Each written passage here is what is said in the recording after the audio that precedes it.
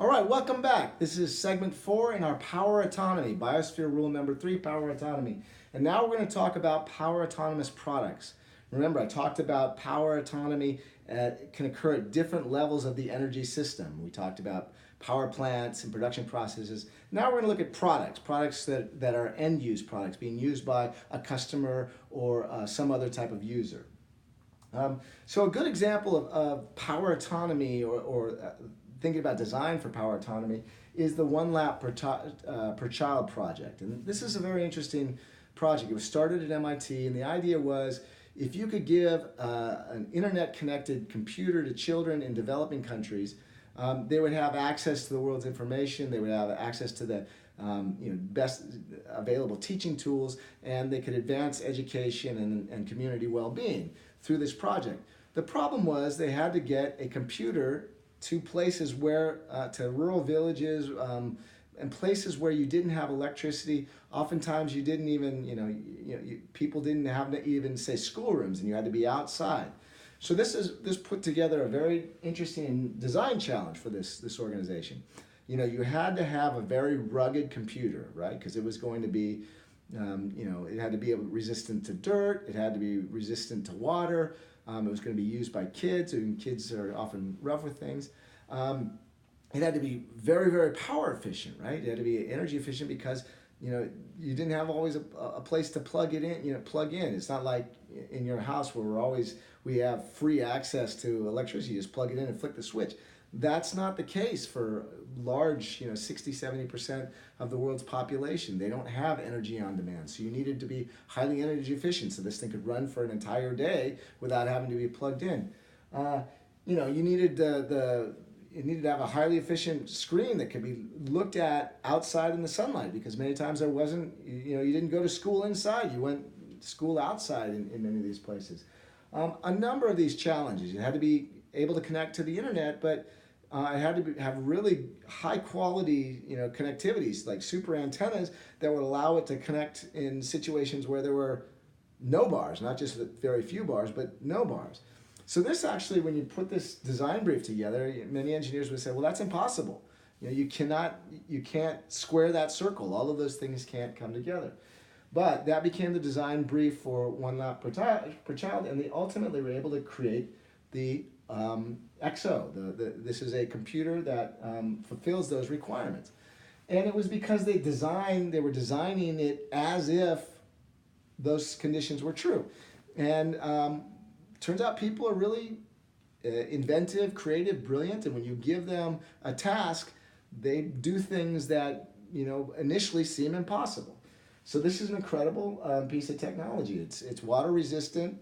I've got one of these, and it's really fun to play with. It is very, very power efficient. The screen actually works as backlit and also reflective. So when you're out in the sunlight, you're not using energy to backlight the screen. It's actually reflecting from the sunlight, and you can actually look at the screen at very low energy use. It has a number of different configurations. Here you can see it in the sort of the tablet version. You can also use it as a sort of a laptop type computer. You can see these funny looking antenna up here. Those are really, really powerful. I use this in airports and other places where no one could get signal, and by tweaking the angle of those little antennae, you were able to pick up Wi-Fi quite effectively, quite efficiently. So the design brief worked out. This is very, relatively inexpensive, about $200, and it's a high quality computer. The screen is 60% more efficient than the typical computer you probably have in your home. And it fulfills these criteria. Remember, we talked about generation, we talked about efficiency, and we talked about storage. Well, it's incredibly efficient. You have an efficient screen, you have efficient hardware that uses that low power hardware, doesn't get hot like your computer does probably. And it has software that is very efficient. It doesn't use it manages the energy use to keep the energy demand low. It was one of the first computers like portable computers to use flash memory instead of a hard drive, which again reduced dramatically the energy use. So this thing will run, for a whole day on a single charge. the battery, because it's so energy efficient, then the storage, you either need less storage or your storage goes farther, right? And so the battery storage goes a lot farther in this computer than it does in my other computers at home. And then the generation question, you can actually connect this thing to solar power because it's low power use, low energy. Your options for generation, you don't need to plug it into a very high voltage, office building energy grid. You can actually use alternative energy sources to generate and make this piece of equipment work. So it was quite impressive, and it really, in my opinion, when this computer came out and demonstrated the capabilities of this technology, was one of the things that led to these low-cost netbook computers or notebook computers. These lower cost things like the Chromebook and stuff was driven a lot by the success of this company demonstrating that you could produce a computer, move very close to a power autonomous laptop computer. Because you were designing as if all of those things we've come to expect in our industrial world were not available, which in large percentages of the world they are not available. They continue to innovate. This is the next version. It's obviously a tablet type computer, but interesting that it has a cover off it, and it's this flexible cover. You take it out, and there's a flexible solar panel. So now you combine energy generation, storage, and efficiency such that you really do have a power autonomous portable computing device that would be then beneficial in places where you don't have access to energy the way we do, say, in North America or Europe or other parts of the world. These ideas now are spreading. This is one of these sort of reverse innovations. It makes sense and worked in a developing world context, but those innovations make sense in our world as well. And so you have other companies like Samsung and others that are beginning to experiment with this design, incorporating solar and higher energy, lower power computing into devices that we will see in our market going forward. Right, so that's an interesting example of moving towards a power autonomous product. Another interesting example of that's an individual product. Now this is a different example. This idea of parasitic power, and the way I discovered parasitic power was kind of interesting. I was teaching executive MBAs at the Rotterdam School of Management in Rotterdam in the Erasmus University. And it was in the evenings, and we finished up at like 9 or 9:30. And at the end of the class, the students said, "Hey, we're going to go to a nightclub. You should come with us." And I was, I had little kids at home and things, and I said, "I haven't been to a nightclub since they were called discos. I don't really do that anymore." And the students said, "No, you don't get it. It's a sustainable disco. It's a sustainable nightclub." And I said, "Okay." And so we went. And it was this place called Watt. And they had done a number of things to make it energy efficient and sustainable. But what really caught my eye was the dance floor, because it was this sort of a prototype of what is known as parasitic power. What was in the dance floor floated a little bit off the regular floor, and it had these piezometric units in there that when the dance floor bounced up and down, these individual tiles bounced up and down when people were dancing, it would generate a pulse of electricity. And then that electricity was used to generate the lights that lit up the dance floor down below. So it's this parasitic power. You're going to be dancing anyway. We might as well capture the energy that's available in a parasitic way from your activity. And this was an early example. This was over a decade ago, where this nightclub is still there. So I recommend, if you're ever in Rotterdam, to visit Watt. But there are other uses of this. You can see, if you put this kind of walkway in a place where you have lots of traffic, say in a subway or metro, you can actually begin to capture substantial amounts of energy just from people's regular activities. Now, if that sounds like a gimmick to you, I'm going to tell you that that's pretty much the same technology, the same thinking behind some of the technology in a Prius. The Prius has regenerative braking.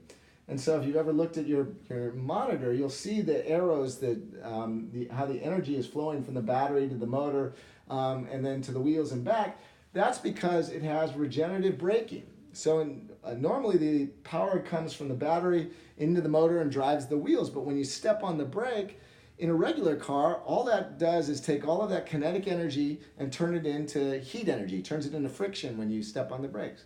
Here, though, what you do is instead of just letting all that energy go off as heat, it actually recaptures that and reverses the flow and runs the electricity back to the battery. So you're regenerating the battery and capturing, again, in a parasitic way, the energy you have in the kinetic energy of you have it in going forward. So this is an interesting approach, and there are a growing number of potential applications for that. One I've just recently run into is Otis Elevators has a regen unit. So normally with an elevator, you use energy to take people up and use energy to lower them down. The idea here, though, is when you use energy to let people up, when you load people up on the top floor and take them down, you can recover that energy, that gravitational pull, that potential energy can be captured and used to regenerate and lower the energy load or energy demand of your elevator.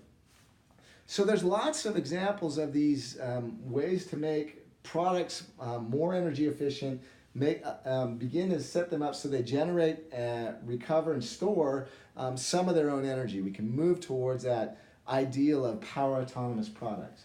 And one place where there's a lot of motivation and excitement around this is actually in the military. You can begin to see this right away. If you think of a military platoon or unit that is trying to move across a battlefield or something like that, they're really constrained, they're tethered. They can't go beyond the limits of the supply line, right? They're depending on the ability to get that liquid fuel to them. And getting that liquid fuel to them uses a lot of energy, and that's necessary to run your generators, your trucks, your water systems, your communication systems.